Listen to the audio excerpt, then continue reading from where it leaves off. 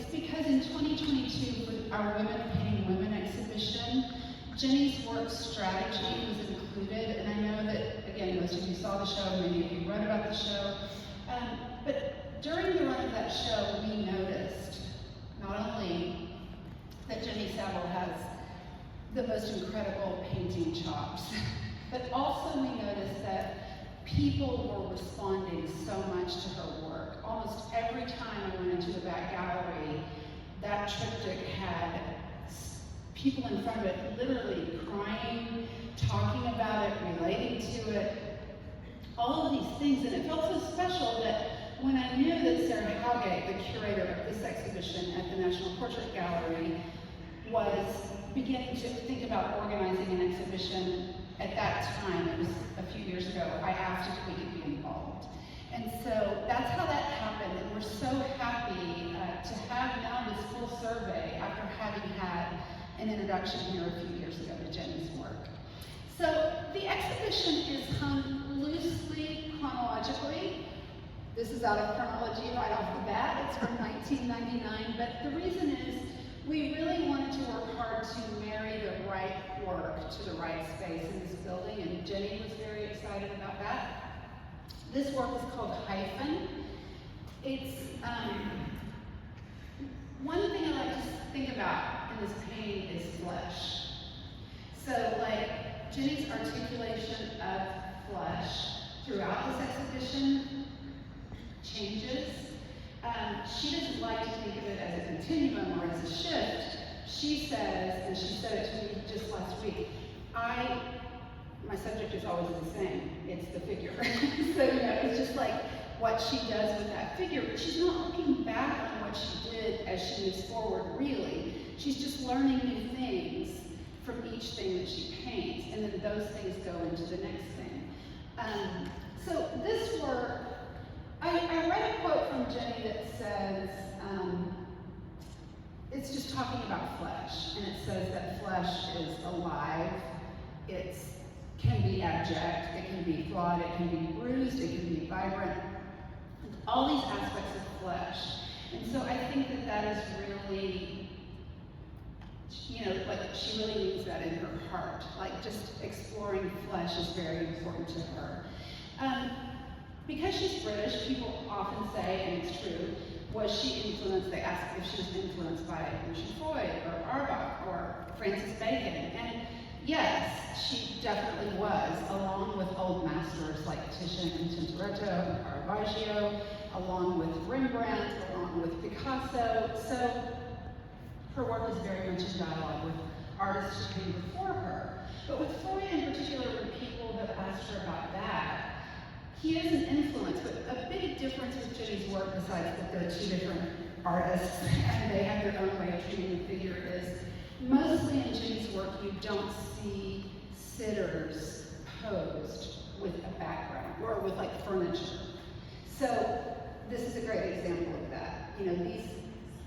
There's an atmosphere, but there's not a narrative to this work. There's not a narrative in that there aren't props or other clues besides the figures. So anyway, this one we think looks amazing at the top of the stairs on the warm concrete, but let's go inside and look at her first official splash on the art scene.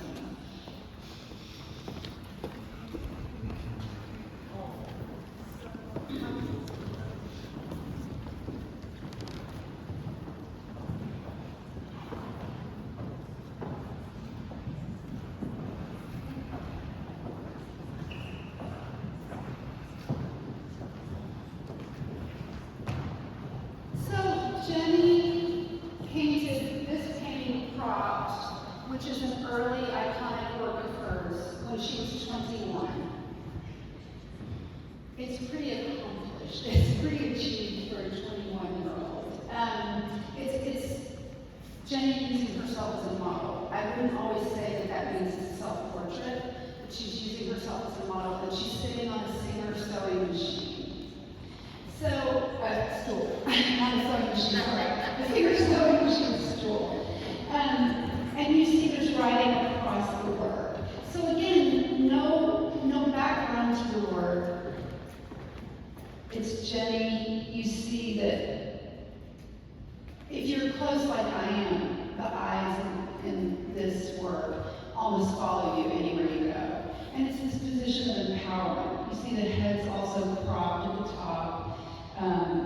The way she's made the figure is very different. It's groundbreaking. And I think that's why she started to get this attention early. This is 1992. Her first show was in 1999.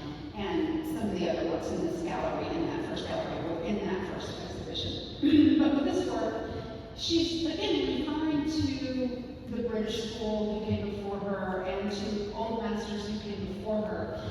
But she's also reading a lot of theory in school, in the late 80s and early 90s. So she's reading Julia Kristeva, she's reading Jacques Lacan, she's reading Andrea, she's reading Art, all the ones that any art historian or art student in the 80s or early 90s was reading. So she's combining really what old masters do with the theory that she's learning. So the writing, I won't say the whole quote, but it's a French feminist named Lucy Irigaray. And basically it's talking about if mankind continues to do the same things in the same way, there won't be progress. We won't move forward. So a lot of people have, just by this work alone, have sometimes misunderstand Jenny's work to be aggressive or like some kind of staunch feminism. And it's absolutely, I think she believes in feminisms, but the work is about empowerment of people as much as it is about painting flesh. So in these early works, she's got a much more realistic style.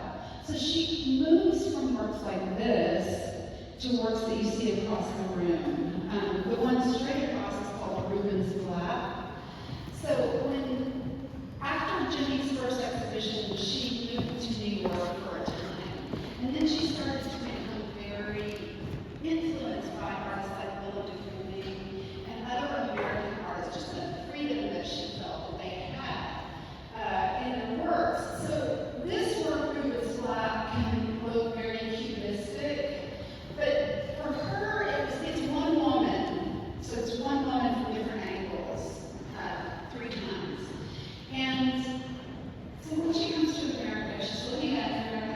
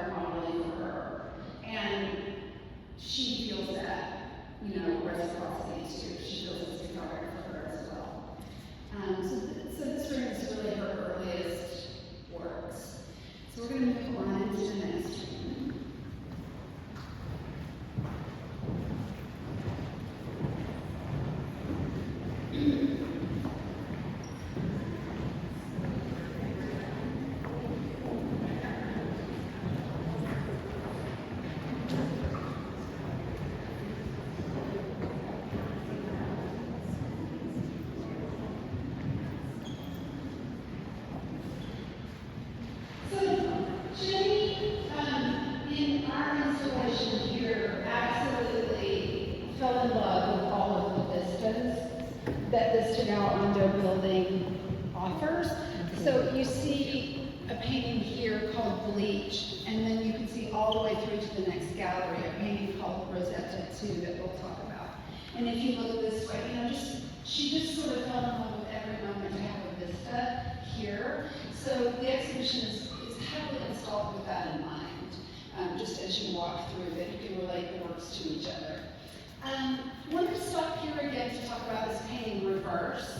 So this painting comes shortly after the ones in that room, and you see a palette change. And a couple of things here. One is Jenny had been spending time in Italy, so she was responding to the earthen tones of Sicily and Rome, and the places she was visiting, like the terracotta tones and the red and brown tones.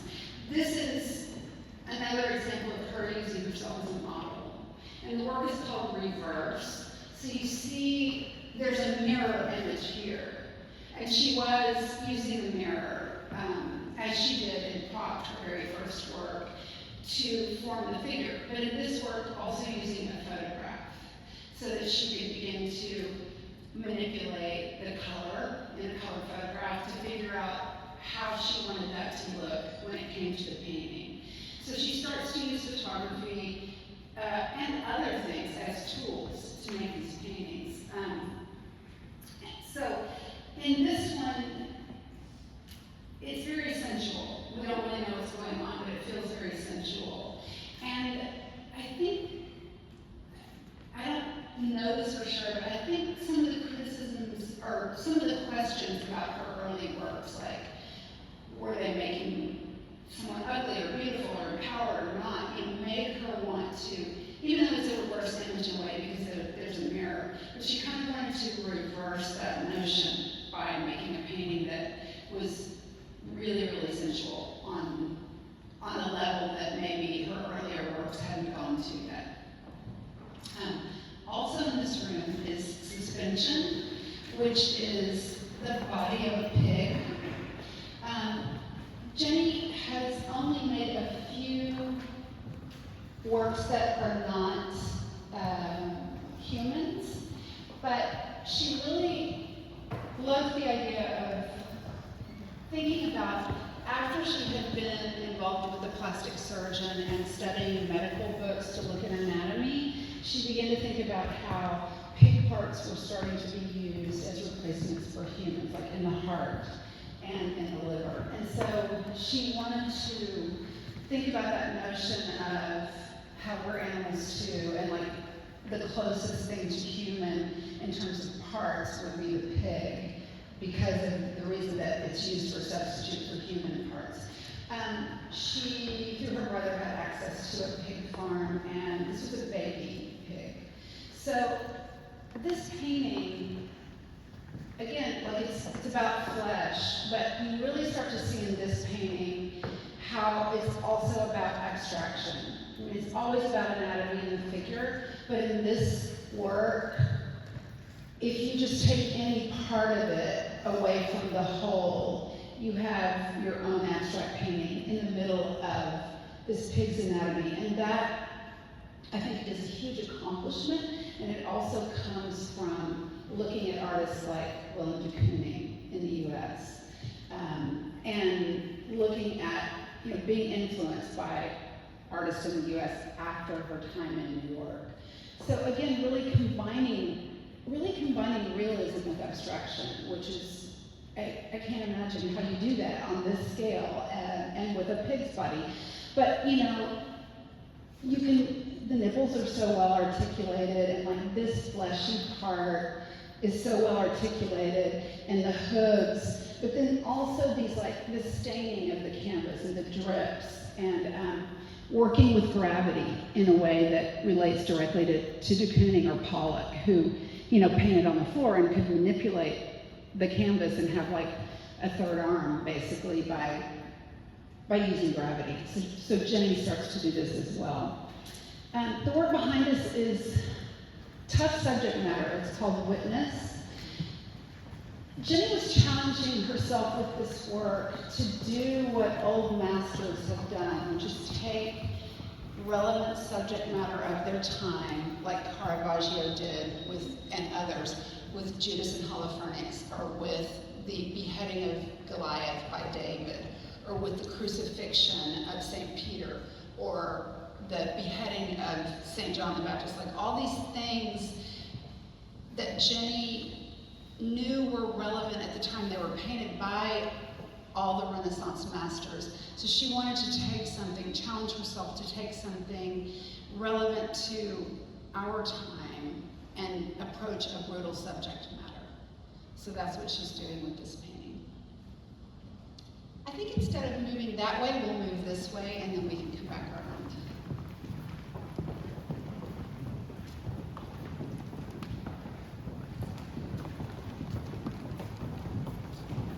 I hope everyone knows I'm grossly summing up what Jenny Saville does. I'm just getting some highlights.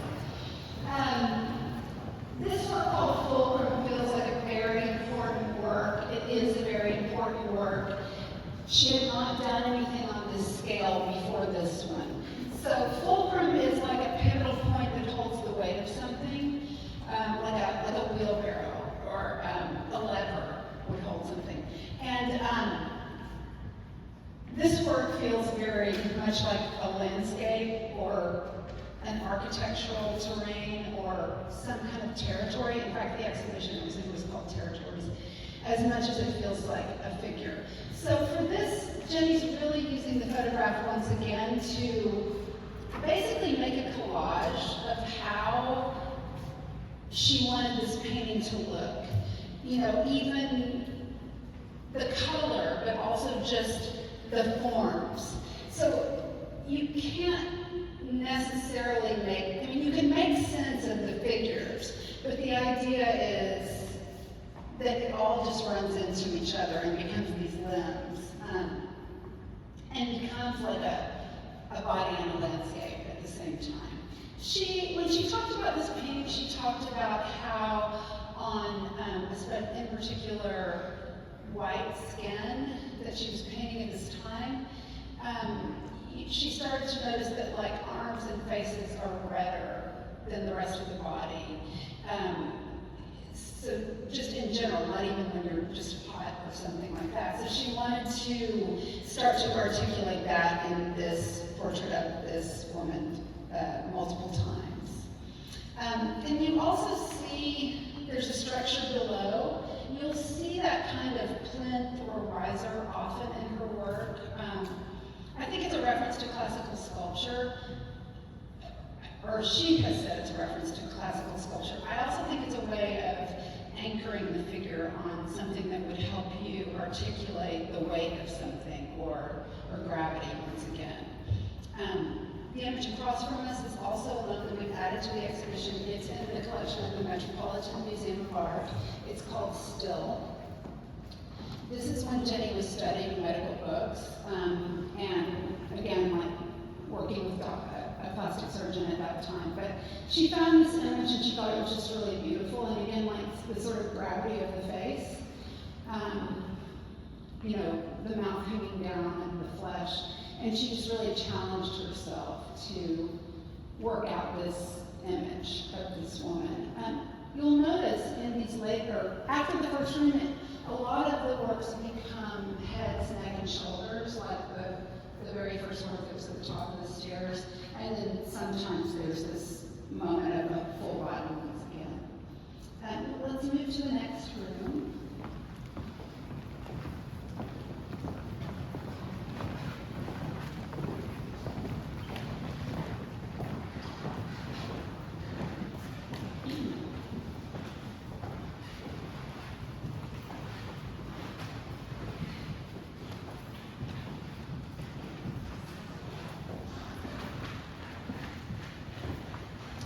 So this room is another room that we augmented with some loans from the U.S. Jenny had an exhibition in the early 2000s at her gallery in New York, and the entire exhibition were these works. These are called the Stairhead series. So she was really excited by the idea of recreating a room of all one subject in this exhibition. This was the first one that she did. She found the image of this young woman with a port wine stain in a dermatological book. And she wanted to use this as a subject of her painting for a reason for abstraction. But she also used it, she doesn't talk much about why she titles her works how she does, but a lot of her works only have one-word titles. This one is Stair.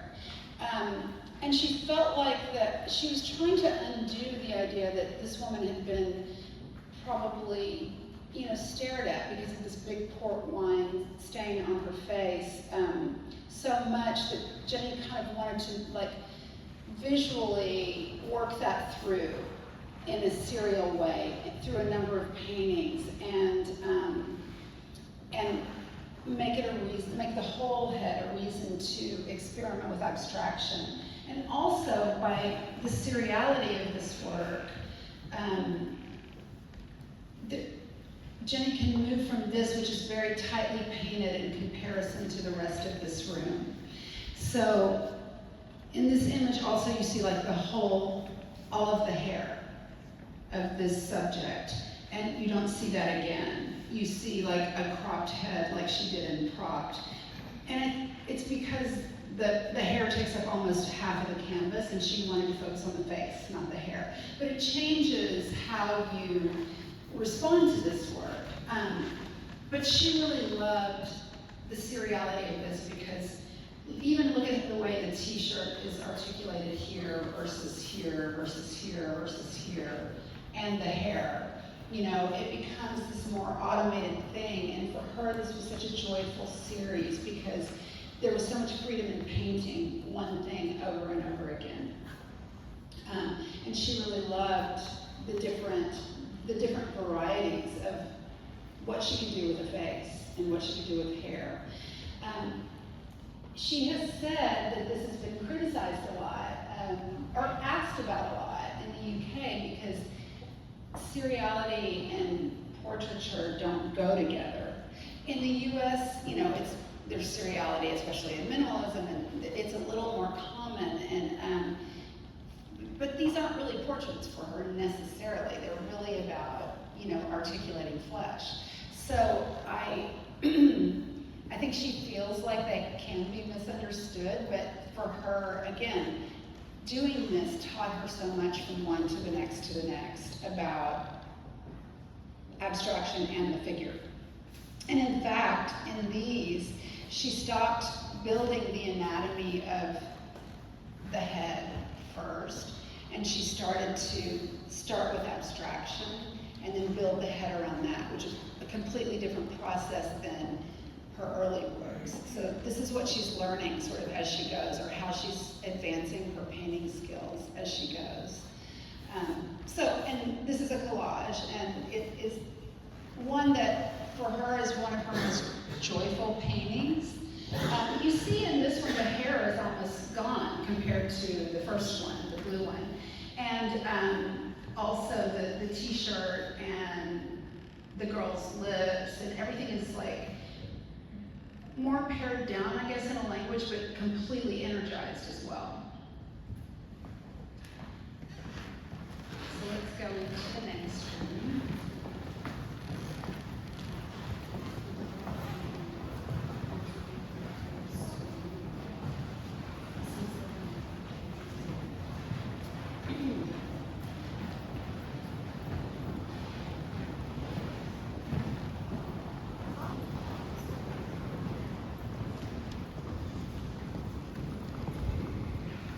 I'm just going to stand in the middle of this room and hit a few highlights in the room. You all know that you can come back and look through the exhibition.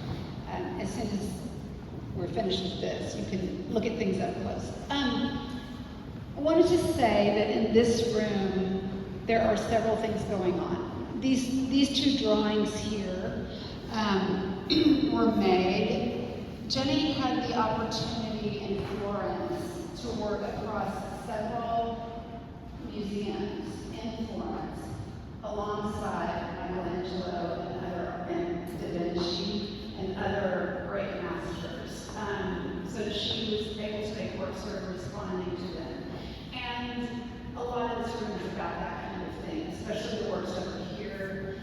This work straight ahead is a version of the Pietà, it's called Blue Pietà. And then these two, you know, there's mother and child, there's Christ, you know, when Mary has Christ after he's crucified. And so these works were challenging for her because she's asked to paint alongside of Michelangelo, you know, but at the same time, she knows that she has to do it because it's like, when would you ever have that moment in anyone's life? You know, so she had to rise to that occasion. She's talked about how with the Pietà in particular, she just really realized the genius of Michelangelo in that every way you can move around the work, the sculpture, you see that he's putting emotion into every curve, into every vista of the Pietà. And she just realized that studying it closely for so long before she began to make these works. So her works too have this ability to have a physicality and an emotional resonance. But I think she really sharpened that a lot with that opportunity in Florence. So these works have that. This one is on canvas, but it's charcoal and some paint and graphite. This one too, these as well. So these are sort of entanglements of, they're multi-figural. A lot of these are married couples, and they're just intertwined. And their limbs don't really make sense when you look closely. But it was about having multiple views of one or of two people or more. So it's like multiple views of the same people, even maybe just a multiple view of a leg or an arm. And that, again, was her looking at classical sculpture, Greek and Roman, and how sometimes an arm is missing on the sculpture, or, you know, that kind of thing, just kind of responding to what we look at now when we look at classical sculpture to try to make sense of what was going on at that time. The works that relate most to the Pietà are this one of the children and the one we talked about there, and both of those are speaking to war across time and immigration and sort of the notion of refuge. And you know, you can see this one looks a lot tighter than the ones before, but if you look at the background, it still has that very abstract presence in a work that's also very, very realistic. But anyway, these speak to our time in that way, about immigration and war and all things, but they also speak to the dawn of time forward. And then you see again this room, the plinths, or the, to me, is like a bed because there are figures around. It's just a platform, and it helps her devise the figures and how she wants them to work. And you can see her working through all of this in this room. So let's move on. I'm going to kind of brush us through the interior, because we're going to go around the corner.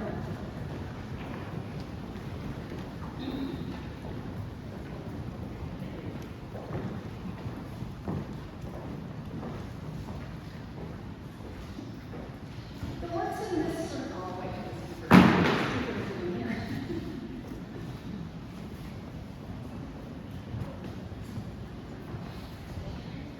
the works in this room represent some of Jenny's most recent works, and you can see now that abstraction is really becoming part of the, I hate to say portrait because they're not really portraits of specific people, but of the heads. Again, using abstraction as a starting point and building, at this point she's using abstraction as a starting point and building the figure around it. She talked about this work called Messenger.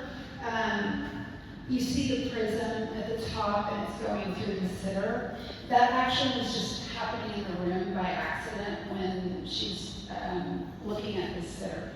So she wanted to describe the light that she was seeing through the prism. And again, she kind of, from this made new discoveries about light, which is also very interesting because she's definitely in every single work thinking about light. I mean, you can see it in the eyes and the lips and the teeth, and you know, the emotional, I guess, punch to these really comes in with light in those parts in particular, mouths and eyes. And Jenny just, you know, she's still challenging herself and pushing herself as a painter to continue to like learn something new and build upon that, even though she does not like to think of it as a shift or a continuum. This work is called Eve. I really think, you know, like the color of this feels very free. The color's starting to get brighter in these works.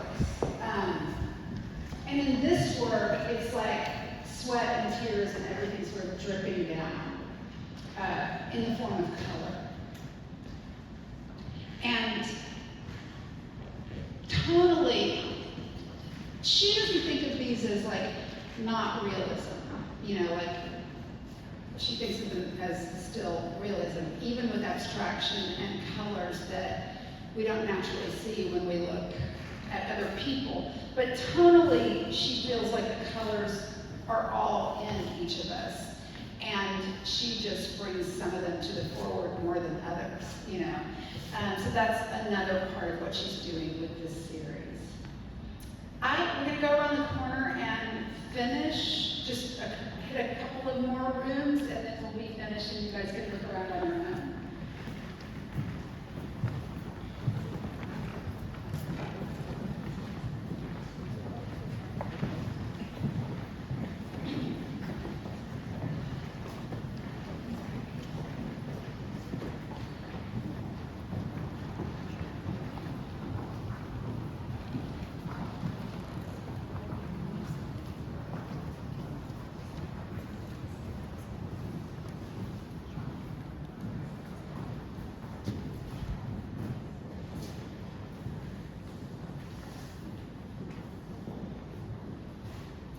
Okay, stopping here to say, these are works that Jenny made during the pandemic.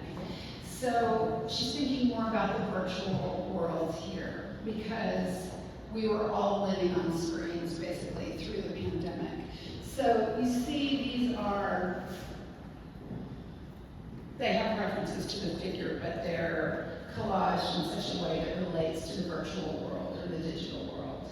She still had plenty of models in the sense, during the pandemic, in the sense that she often works from photographs. So she still had photographs and ways to reference the figure, things that she can manipulate before she puts something on canvas. But these are very freely on canvas compared to her other works that are probably much more worked out before they moved to the canvas in terms of color and collage.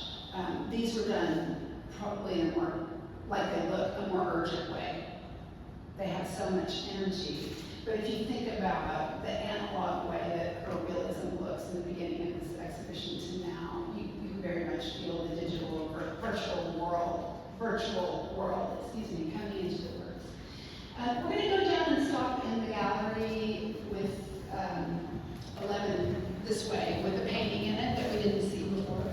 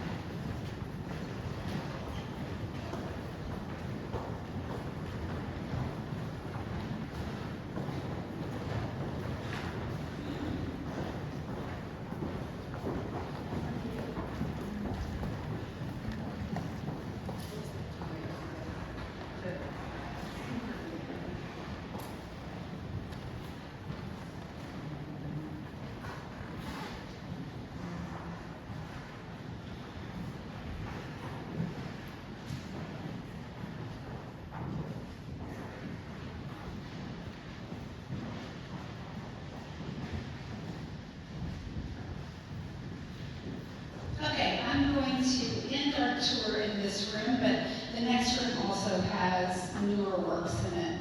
This chronologically is really an extension of that. So this is earlier, but all the other works on this side are more recent. This is Jenny's self-portrait after Rembrandt, and I think she is, again, learning so much from Rembrandt and creating a dialogue with Rembrandt about how to paint flesh and how to make something darker and moodier. And also in this room is Rosetta 2, which is one of Jenny's works in which she gave herself permission to just make something beautiful, you know, and not worry about anything else. But this is a blind sitter. She met this woman in Italy, and Jenny had been in talks about doing a work that would go as an altarpiece in a church in Italy. It didn't come to fruition because the renovation didn't happen for the cathedral. But this work came out of that, and the sitter is blind, and there's very much like a connection to Bernini's The Ecstasy of Saint Teresa. The way the sitter's eyes look in the background in this are all, and the creaminess of the skin are all related to the idea on Jenny's part of like allowing herself to make something beautiful. And she also talked about how the sitter, again like the stairheads, has always been looked at, and there's something mysterious to people who have sight about people who are living with blindness, and just like, can you see anything? Is there light? Can you see, you know, like this mystery around that. And she wanted to kind of elevate this woman and make her feel, I mean, there is still, like there's a mystique about this 100%, but she wanted to empower this woman. And she talked about how the sitter at first was very sort of reticent to be in the portrait, not being able to see herself and all of that. But by the end of it, after they're talking and like Jenny describing what she was doing, the woman felt great about it and just very uplifted by the whole thing. And I think that's, again, like another thing that happens with Jenny and the people who model for her. They just, everyone feels bonded after that. And that would make sense, you know, because it's this intimate thing that you're doing. Even though it's photographed.